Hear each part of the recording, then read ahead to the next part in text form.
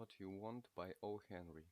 Night had fallen on that great and beautiful city known as Baghdad on the subway, and with the night came the enchanted glamour that belongs not to Arabia alone. In different masquerade the streets, bazaars, and walled houses of the occidental city of romance were filled with the same kind of folk that so much interested our interesting old friend, the late Mr. H. A. Rashid. They wore clothes 1100 years nearer to the latest styles than H.A. saw in old Baghdad. But they were about the same people underneath. With the eye of faith, you could have seen the little hunchback, Sinbad the sailor, Fitbad the tailor, and the beautiful Persian, the one-eyed calendars, Ali Baba and 40 robbers on every block, and the barber and his 6 brothers, and all the old Arabian gang easily. But let us revenue to our lamb chops. Old Tom Crowley was a caliph. He had $42 million in preferred stocks and bonds with solid gold edges. In these times, to be called a caliph, you must have money. The old-style caliph business as conducted by Mr. Rashid is not safe. If you hold up a person nowadays in a bazaar or a Turkish bath or a side street and inquire into his private and personal affairs, the police court will get you. Old Tom was tired of clubs, theaters, dinners, friends, music, money, and everything. That's what makes a caliph. You must get to despise everything that money can buy, and then go out and try to want something that you can't pay for. I'll take a little trot around town all by myself, thought old Tom, and try if I can stir up anything new. Let's see. It seems I've read about a king or a Cardiff giant or something in old times who used to go about with false whiskers on, making Persian dates with folks he hadn't been introduced to. That don't listen like a bad idea. I certainly have got a case of humdrumness and fatigue on for the ones I do know. That old Cardiff used to pick up cases of trouble as he ran upon them and give 'em gold sequins. I think it was, and make 'em marry or got them good government jobs. Now I'd like something of that sort.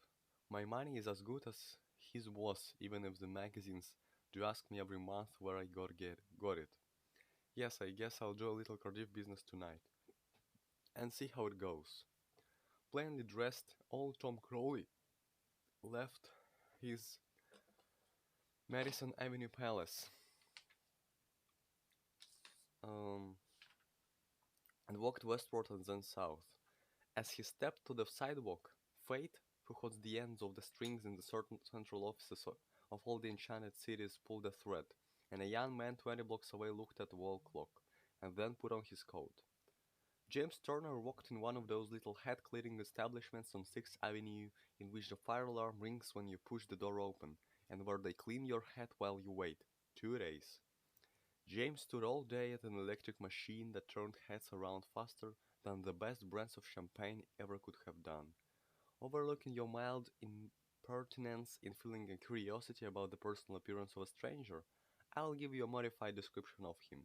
Weight 118, complexion, hair and brain, light, height 5 feet 6, age about 23, dressed in a $10 suit of a greenish blue serge, pockets containing 2 keys and a 63 cents in change.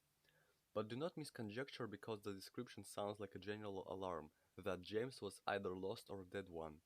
Alones. James stood all day at his work.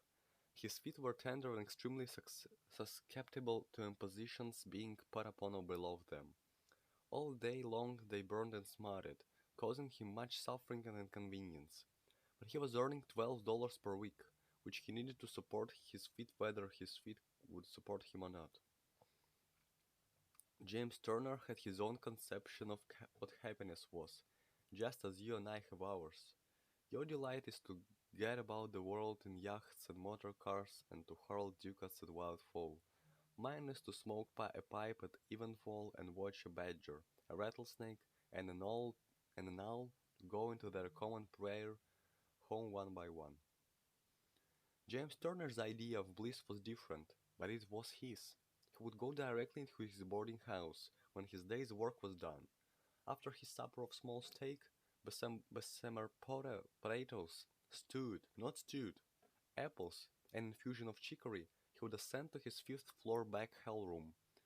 Then he would take off his shoes and socks, place the soles of his burning feet against the cold bars of his iron bed, and read Clark Russell's sea yarns. The delicious relief of the cold metal applied to his smarting soles was his nightly joy. His favorite novels never paled upon him. The sea and the adventures of its navigators were his sole intellectual passion. No millionaire was ever happier than James Turner taking his ease. When James left the head cleaning shop, he walked 3 blocks out of his way home to look over the goods of a second-hand bookstall. On the sidewalk stands he had more than once picked up a paper-covered volume of Clark Russell at half price. While he was bending with a scholarly stoop over the marked-down miscellany of cast of literature, old Tom the Caliph sauntered by. His discerning eye, made keen by 20 years' experience in the manufacture of laundry soap, save the wrappers, recognized instantly the poor and discerning scholar, a worthy object of his Californius mood. He descended the 2 shallow stone steps that led from the sidewalk and addressed without hesitation the object of his designed munificence. His first words were no worse than salutary and tentative. James Turner looked up coldly, with Sartor Resartus in one hand and a marriage in the other. "Beat it," said he. "I don't want to buy any coat hangers or town loots in Kankipoo, New Jersey. Run along now, and play with your teddy bear." "Young man," said the Caliph, ignoring the flippancy of the head cleaner, "I observe that you are of a studious disposition. Learning is one of the finest things in the world. I never had any of it worth mentioning, but I admire to see it in others. I come from the West, where we imagine nothing but facts. Maybe I couldn't understand the poetry and allusions in them books you are picking over, but I like to see somebody else seem to know what they mean. I'm worth about $40 million, and I'm getting richer every day. I'm at the height of it manufacturing hot Patty's silver soap. I invented the art of making it. I experimented for 3 years before I got just the right quantity of chloride of sodium solution and caustic potash mixture to curdle properly. And after I had taken some $9 million so out of the soap business, I made the rest in corn and wheat futures. Now you seem to have the literary and scholarly turn of character, and I'll tell you what I'll do. I'll pay for your education at the finest college in the world. I'll pay the expense of your rummaging over Europe and the art galleries, and finally set you up in a good business. You needn't make it soap if you have any objections. I see by your clothes and frazzled necktie that you are mighty poor, and you can't afford to turn down the offer. Well, when do you want to begin?" The cat cleaner The head cleaner turned upon old Tom the eye of the big city, which is an eye expensive of cold and justifiable suspicion, of judgment suspended as high as Haman was hung, of self-preservation, of challenge, curiosity, defiance, cynicism, and strange as you may think it, of a childlike yearning for friendliness and fellowship that must be hidden where one walks among the stranger bands.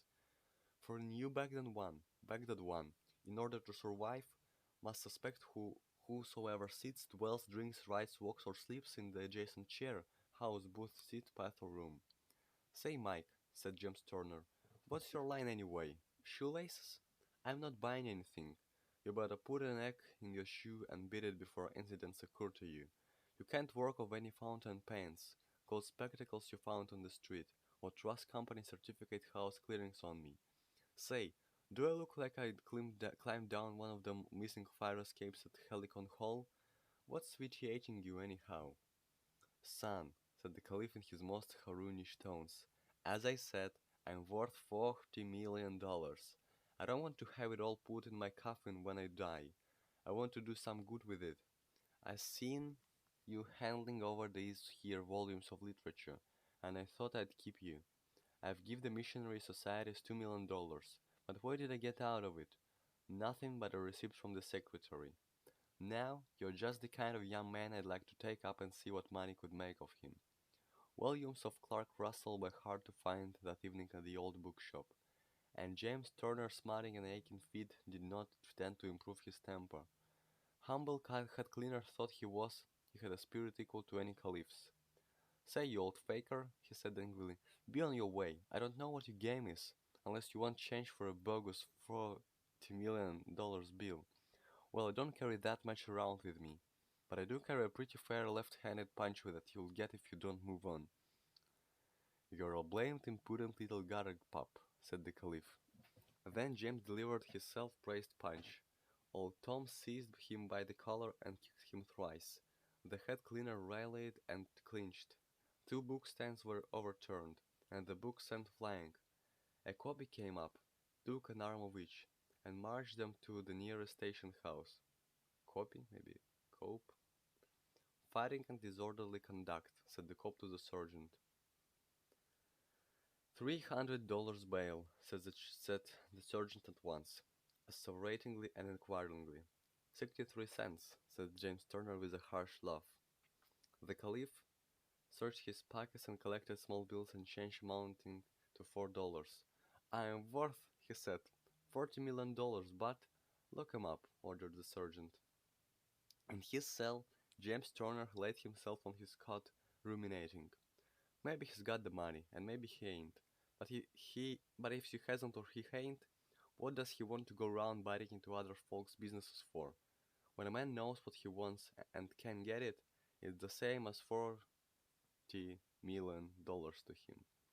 Then an idea came to him that brought a pleased look to his face. He removed his socks, drew his coat close to the door, stretched himself out luxuriously, and placed his tortured feet against the cold bars of the cell door. Something hard and bulky under the blankets of his coat gave one shoulder discomfort. He reached under and drew out a paper-covered volume by Clark Russell called The Sailor's Sweetheart. He gave a great sigh of contentment. Presently to his cell came the doorman and said, Say, kid, that old gazabo that was pinched with you for scraping seems to have been the goods after all. He phoned to his friends, and he's out at the desk now with a roll of yellowbacks as big as a Pullman car pillow. He wants to bail you, and for you to come out and see him. Tell him I ain't in, said James Turner.